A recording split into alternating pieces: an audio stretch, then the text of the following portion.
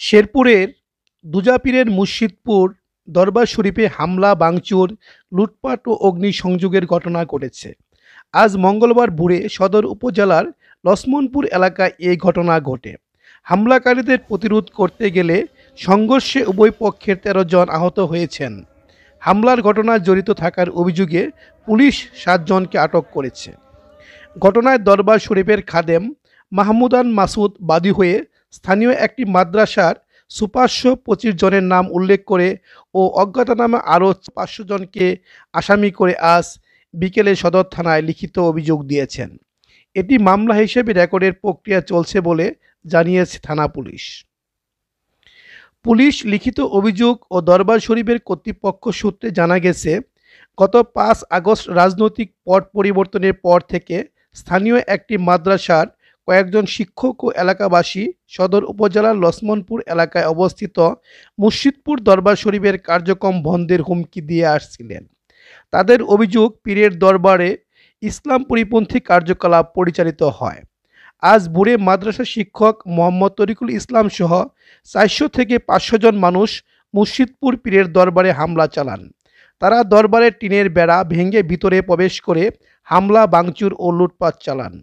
এ সময় দরবারে থাকা খাদেম অন্য মুরিদরা তাদের বাধা দিলে উভয় পক্ষের সংঘর্ষে ১৩ জন আহত হন। খবর পেয়ে সেনাবাহিনী, পুলিশ ও র্যাব সদস্যরা ঘটনাস্থলে গিয়ে পরিস্থিতি নিয়ন্ত্রণে আনেন। এই ঘটনায় হামলার অভিযোগ অস্বীকার করে মাদ্রাসা শিক্ষক তরিকুল ইসলাম বলেন, দরবারের লোকজন আপোষের কথা বলে দরবারে ডেকে নিয়ে তাদের লোকজনকে মারধর করেছেন। এতে তাদের পক্ষের ৭ জন গুরুতর আহত হয়ে হাসপাতালে চিকিৎসাধীন। দরবারের লোকজন নিজেরাই বিভিন্ন জিনিসপত্র ভাঙচুর করে এলাকাবাসীর উপর দায় চাপাচ্ছেন। কয়েকজন মুলবি আর কয়েকজন কিছু লোক আমার আটকাইছে, কই যান, আমি সামনে যাব। সামনে বলতে কই যাবেন? আমি বললাম, ভাই আমরা আমাদের কাছে থাকুন, আমরা আমার কাছে মানে আটকানকে কয় আপনাদের দরবার এটা আন্দোলন চলতেছে, আপনি কেন যাবেন? আমি তো আপনাদের ক্ষতি করি না, আমরা নামাজ পড়তে যাব, আপনি কেন আটকান?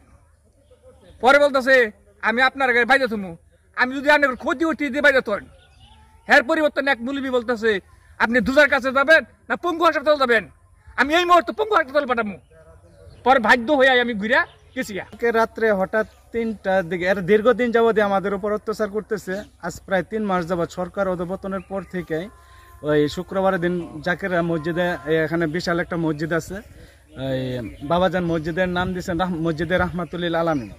এই মসজিদে নামাজ পড়তে আসে, এখানে জাকেরদের নামাজ পড়তে আসতে দেয় না, এরা রাস্তাঘাটে মারধর করে। গতকাল রাত্রে হঠাৎ করে ৩টার দিকে তারা প্রায় ১০০০-২ লোক আমাদের এই দরবারে আক্রমণ করে। এলোপাতারিভাবে যে দেখতেছেন বিভিন্ন গাছগাছালি কাটছে। এরপরে প্রায় ১৬০টার মতো দুম্বা ছিল, দুম্বাগুলা নিছে, বকরি নিছে, গরু নিছে, তারপরে আপনার ছাগল নিছে। এর ধানের গোডাউনে আগুন দিছে, অনেক বড় বড় গেটগুলা ভাই কিভাবে কাটছে এটা তো আপনারাই দেখতেছেন। ভাই আমরা এটার বিচার চাই, আমরা শান্তি চাই, আমরা বিরোধ চাই না। আমাদের পাশে একটা মাদ্রাসা আছে, তার পরিচালক তরিকুল ইসলাম, খুরশেদ মুন্সি নামে একজন আছে, মজিবর কাটা নামে একজন আছে। তো এদের তৈরি করে, এদের একটা উত্তেজনা তৈরি করে, এদেরকে একটা প্রলোভন তৈরি করে আরো বিভিন্ন জায়গা থেকে মানুষ এনে মাদ্রাসার পোলাপান আনায়া আমাদের উপর অতর্কিতভাবে হামলা করছে। কোনো ধরনের কিছু মানে তাদেরকে অনেকবার বলা হয়েছে কি ডিমান্ড, কি চাই, কিসের জন্য কি করতেছে। ডিসি অফিসে ডাক দেওয়া হয়েছে যে আপনারা আসেন, আমরা বসি, কি প্রবলেম শুনি। তারা কোনো কথা নাই, তাদের কথা হচ্ছে আমরা ভাঙচুর করবো, লুটপাট করবো, ডাকাতি করবো। আমাদের ইন্টেনশন একটাই। এই দরবারটা হচ্ছে খাজা এনায়তুর রহমতুল্লাহ আল্লাহ দহিত্র খাজা মোহাম্মদ বরুদুল্লাহ হায়দারের ওনার দরবার, এটা ওনার নিজ অর্থায়নে কিনা।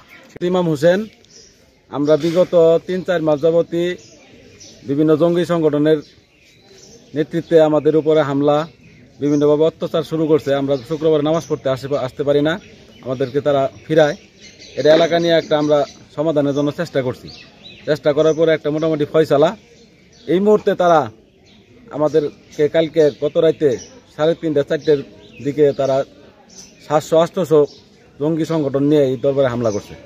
হামলা করার পরে আমাদের গরু, তারপরে ছাগল, ভেড়া, দুম্বা নিয়ে গেছে ৭০-৮০টা পাড়াই।